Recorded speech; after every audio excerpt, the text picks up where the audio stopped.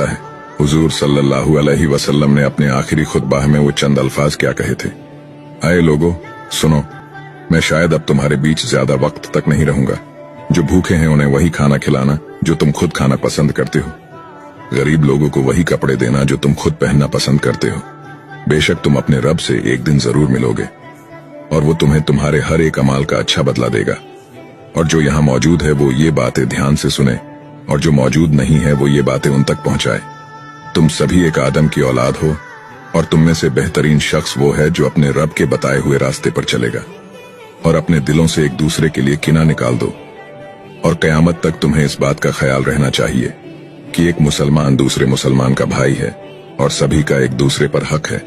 और फरमाया रसूलुल्लाह सल्लल्लाहु अलैहि वसल्लम ने, वो चेहरा नूर से रोशन हो जो मेरी कही हुई हदीस सुने और वो दूसरों तक पहुंचाए।